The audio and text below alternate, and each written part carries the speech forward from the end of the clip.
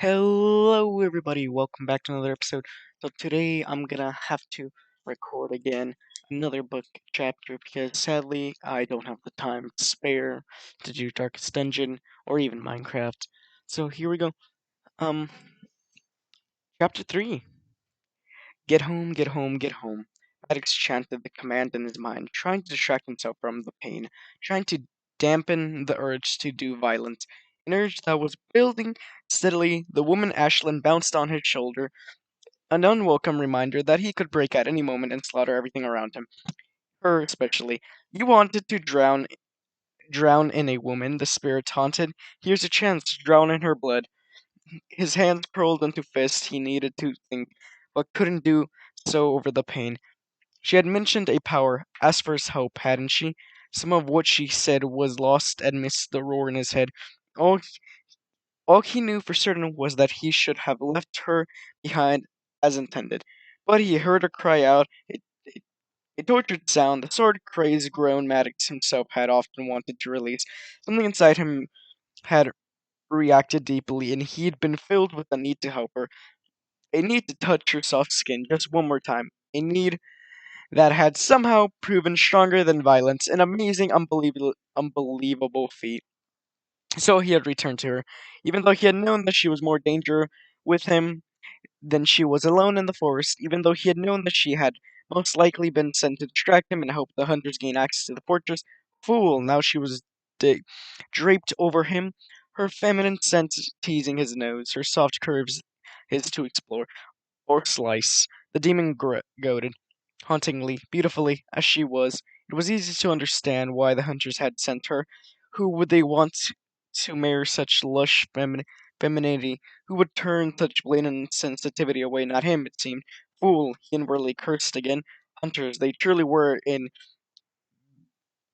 Budapest, their tattoos a grim reminder of those dark, dark days in Greece. Clearly, they were once more out for blood, for each of the four men following Ashlyn had carried a gun and a silencer. Four mortals. They had fought with expert skills. Maddox had emerged the victor in that bloody titty, but he had not emerged unscathed. His lower leg had been sliced, and one of the ribs was surely cracked. Time, it seemed, had only honed their skills. He wondered how Ashlyn would react when she found out they were gone. Would she cry, scream, rail? Would she attack him in grief-stricken rage? Did any others wait in town? At the moment, he couldn't seem to make himself hear, holding Ashlyn in his arms. He was transported. The hill that was his life momentarily reciting, leaving only something he didn't think he could rightly name desire. Perhaps no. He discarded the word instantly. It failed to explain the intensity of the rush of the heat. Just an obsession, maybe. Whatever it was, he didn't like it. It was more powerful than anything he'd experienced before, threatening to control him. Maddox did not need another force trying to pull his strings. Just so lovely. So lovely, it almost hurt her to gaze upon her. Her skin was smooth and supple, like cinnamon dipped in honey, hot then churned in lickable cream. Her eyes, that same honey shade and so haunted, they made his chest hurt. He had never seen a mortal look so tormented and felt a strange kind of kinship with her. Well, strands of long silky hair, also the color of honey, yet veined with copper and quartz, had wisped around her delicate features. He had ached. He had wanted to touch, to taste, wanted to devour, consume, but he hadn't wanted to hurt. The knowledge still amazed him. Ashlyn, her name whispered through his mind, as delicate as the woman herself. Taking her to the fortress was against the rules, a threat to their most guarded secrets. He should be ashamed of himself for carrying her forward rather than away, as as she should be crying in terror. Should apparently should did not mean anything to either of them. Why wasn't she crying? Most importantly, why hadn't she cried? When he had first pounced on her, clearly splattered with blood on of her allies, delicious smiles had lit her face, her plump lips showcasing perfect white teeth. Remembering that smile, Maddox experienced a jolt of a blistering arousal underneath and seed a jolt of listening arousal. However, confusion still lingered. Though it had been an eternity since he had last dealt with the bait, he could not recall Hunter's decoys ever being so transparent in their satisfaction. Not even Hindi, the bait who had helped bring Biden, the keeper of distrust, to his knees. Hindi, who played the abused, frightened soul to perfection. Seeing her, Biden had decided to act without suspicion for the first time since his demon had been placed inside him. Or maybe not. Maddox had always wondered if the man had wanted to die. If so, he had gotten his wish. He had been stabbed in the throat moments after opening his spirit to Hindi. Haiti, the name, who in turn allowed armed hunters inside. Most likely, the stabbing alone would not have killed Biden. The hunters, however, then proceeded to decapitate him. Biden hadn't stood a chance. Not even an immortal could recover from that. He had been a good man, a fine warrior, and hadn't discovered such bloody and shouldn't have deserved such bloody dismiss. Maddox, however, my murder would be justified. The bait before Hindi had seduced Paris. Not such a thing required much effort. During the act, hunters had crept inside the woman's bedroom and stabbed the warrior in the back, attempting to weaken him before going for his head. Paris, though, was strengthened by the act. Even injured, he had managed to fight his way free and kill everyone around him. Maddox couldn't imagine the woman in his arms being cowardly enough to strike from behind. She had faced him and hadn't backed down, even when the sprite inside of him clamored for release. The spirit. I don't know whether I keep telling it sprite. My bad. He hadn't found cameras or dynamite on the trees where she lingered. Perhaps you are more a fool than you realized, he muttered. What? He ignored her, knowing it was safer that way. Her voice was soft and listening and protruded at the spirit, mocking it in its gentlest beast. Yeah, mocking in its gentlest best to keep her silent. Finally, he spotted the dark, crumbling stone of the fortress. None too soon, as an excitement of pain ripped through his stomach, almost knocking him to the ground. Violence poured through his veins and shimmered in blood. Kill Hurt Main. No, kill Hurt Main. No! Maddox. The spirit roared, desperate, so desperate for release. Fight it, commanded himself. Remain calm. He drew air in his lungs, held it, slowly released it. Kill her main, kill her main. Sorry, I thought it was some word in Hindu. It was not. I will resist. I am not a monster. We shall see. His nails engulfed, inching with inextricable urge to strike. If he hadn't composed himself, he would soon assault anything and everything within his reach. He would kill without mercy, without hesitation. He would destroy this home stone by stone, kicking and clawing, raging. He would destroy everyone inside of it, and he would rather burn in hell for all century than do such a thing. Maddox Ashland said again. Her sweet voice drifted in his ears, entry that was part soothing, part kindling. What's silence? He skimmed her off. That's a new way to use skimmed. Still holding her tight and burst through the faint door, nearly ripping the wood from its hinges. Angry voices greeted him. Torn stood in the foyer arguing. You never should have let him leave. Lachlan said he became an animal Torian annihilating. Stop, Maddox shouted. Help! Aldrich spun facing him. What's going on? Reyes demanded, seeing Ashlyn and Gabe shock settled over his features. Why have you brought a woman into the house? Hearing the commotion, Paris and Alman raced into the furs and features taut. When they spotted Maddox, they relaxed. Finally, Paris said, clearly relieved, but he too spotted Ashlyn. He grinned. Sweet, a present. For me? Maddox bared his teeth. Kill them. Violence. Beseeched a seductive whisper, now kill them. You shouldn't be here. The words tore from his throat. Take her and leave, before it's too late. Look at him, Paris said, his relief and amusement gone. Look at his face. The process of him already began, Lachlan said. The words spurred Maddox into action, though he found he didn't want to release Ashlyn, even in his madness. He tossed her at the group. Lachlan caught her effortlessly. The moment the weight settled his feet, He winced. Must have twisted her ankle on the hill, Maddox realized, concern slipping past the bloodless for a second. Careful on her foot, of her foot, he commanded. Lachlan released her to look at her ankle, but Ashlyn scrambled away from him and limped her way back into Maddox's arms. Concern intensified as as his arms wounds around her. She was trembling, but the moment later, he stopped caring. It pres- Damn, I need a break. Sorry, guys. Let me get a water. Oh, forgot to mention. Hopefully it's not too loud. I decided to change the audio settings to see if this sounded better.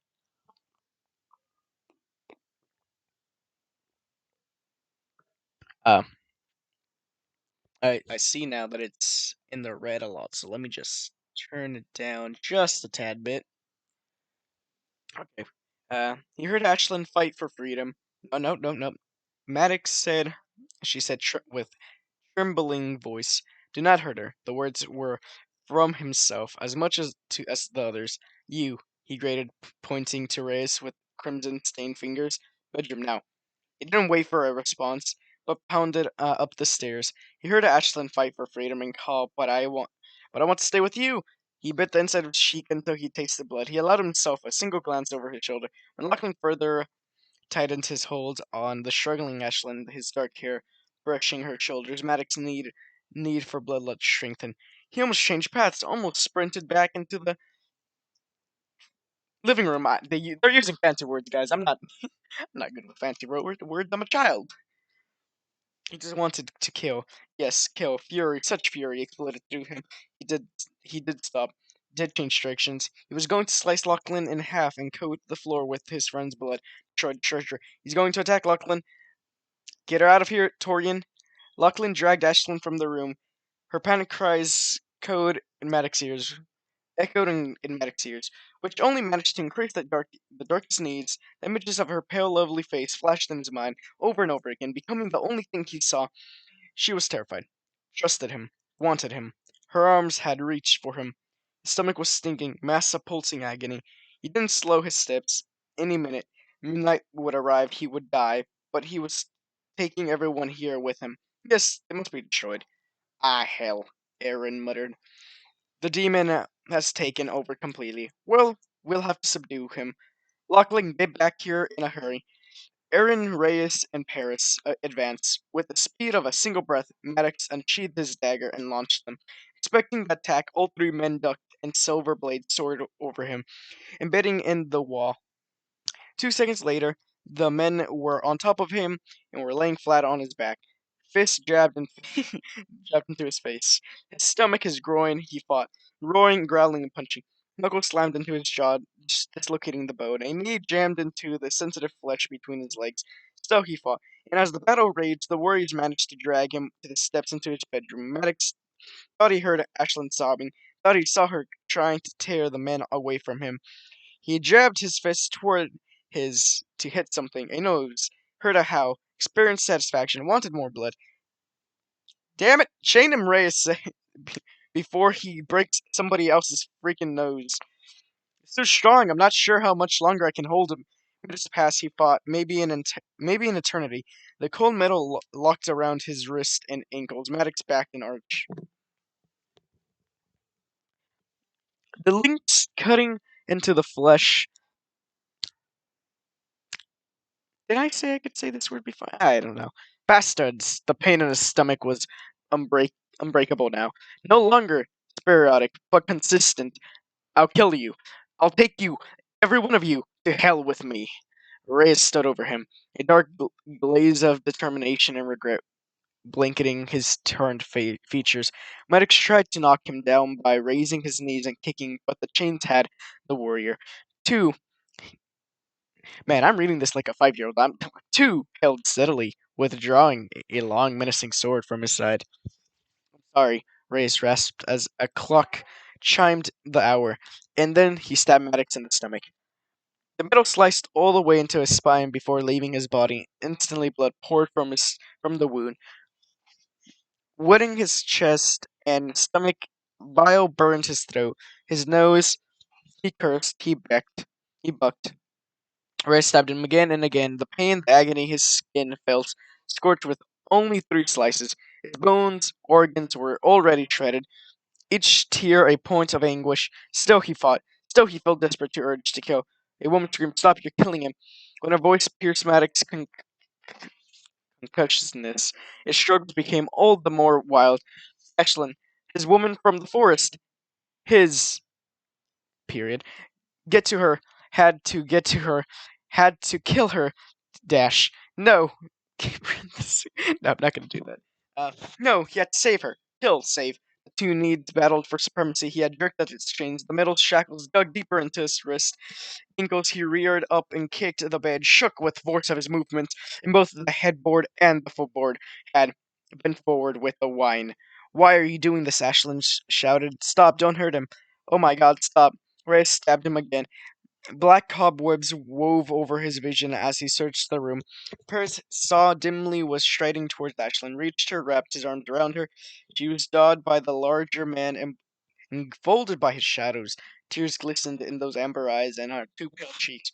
She fought, but Paris held her firm and dragged her from the room. Maddox uttered an animalistic roar. Paris would seduce her, strip her, and taste her. She would not be able to resist. No woman could. Let her go now. He strained so furiously for freedom, a vessel burst in his forehead. His vision blackened completely. Get her out of here and keep her out, or I stabbed Maddox one more time, the fifth blow. Making him more crazed than usual. Had to save her. Had to get to her. The sound of the rattling chains blended with the panting as he struggled the more. "I'm sorry," Race whispered again. Finally, the sixth blow was delivered. This was all Maddox's strength seeped from him. The spirit quieted, retreating to the back of his conscience. Done. It was done. He lay on the bed, drenched in his own blood, unable to move or see. The pain didn't leave him, nor did the burning. No, they intensified. More part of him on his own skin would warm liquid gargled in his throat. Lucian, he knew he was Lucian. Lucan. What? Luke? Lucas? He knew it was Lucas, for he recognized the deceptively sweet scent of death, knelt beside him, and clasped his hand. That meant the demise was close, so torturingly close. But for Maddox, the true torment had yet to begin. Part of his death curse, he and Violent would spend the rest of the night burning in the pits of hell. He opened his mouth to speak, but only cough emerged. More and more blood was rushing to his throat, choking him. "The morning you'll have a lot to explaining to do, my friend," Lucas said, adding gently, "Die now. I'll take your soul to hell as required. But this time you might actually want to remain there, rather than deal with the trouble you've brought into our home." "Girl," Maddox finally managed to say. "Don't worry," Lucas said. Whatever questions he had, he kept to himself. "We won't hurt her. She'll be yours to deal with in the morning, untouched." The request was odd. Maddox knew because none of them had ever been possessive of a woman. Ashlyn, though, he wasn't quite sure he wanted to do with her. He knew what he should do and what he couldn't. Both mattered little just then, because more than anything, he knew that he didn't want to share. Untouched, he insisted weakly. When Lucas said nothing, untouched, Lucas agreed to at last. The scent of flowers intensified. A heartbeat of time passed, and then Maddox died. That is all for chapter 4. I hope the volume wasn't too loud. If it was, I apologize. I'm trying to find the perfect setting for y'all so you can listen and I don't sound like I'm whispering all the time. Is it for today? Like and subscribe. And I most likely will be starting a Minecraft Hardcore Let's Play because, I'm doing Hypixel, but I mean, I can't do that all the time. I need some form of other enjoyment. But if I do a hardcore world, what would I do? Because I don't have a lot of ideas. I'm not a great builder. I'm not a good PvPer. I'm not good at anything, to be honest, but I still like the game. Maybe I'm good. And there's probably something I'm good at. I just need to awaken it. So somewhere in there. Okay. Peace, everyone.